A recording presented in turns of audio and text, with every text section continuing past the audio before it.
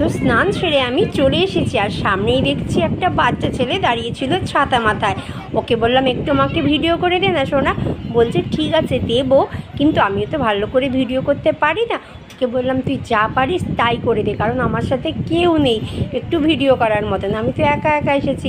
তো দেখো বাচ্চাটা আমার কথা শুনে বেশ সুন্দর করে ভিডিও করার চেষ্টা করেছিল, কিন্তু যেহেতু বাচ্চা মানুষ ওপর নিচে একটু কেটে কুটে গেছে। যাই হোক, এই যে সেই বাচ্চাটা দাঁড়িয়েছিল। তো চলো এবার যাই শিবের মাথায় জল ঢালতে। চললাম মন্দিরের উদ্দেশ্যে। আর এখন আমি যাচ্ছি শ্যামনগরের খুবই জাগ্রত নাম করা মুলাজোর কালীবাড়িতে। তো এই মন্দিরটার পরিবেশটা ভীষণ সুন্দর, আর আমার খুব পছন্দের এই মন্দির। যেহেতু আমি শ্যামনগরে থাকি, তো বিশেষ বিশেষ দিনগুলোতে এখানে এসে পুজো করতে আমার ভীষণ ভালো লাগে।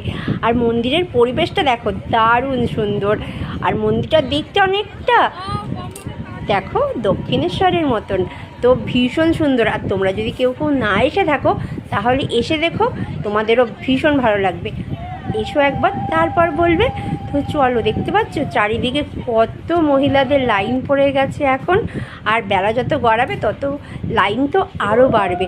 তো এই যেহেতু আমি একা একা এসেছি, ক্যামেরা করার তো লোক নেই, তো চলো ক্যামেরাটা অফ করি আর একটু ভক্তি ভরে শিবের মাথায় জল ঢেলে নিই বন্ধুরা।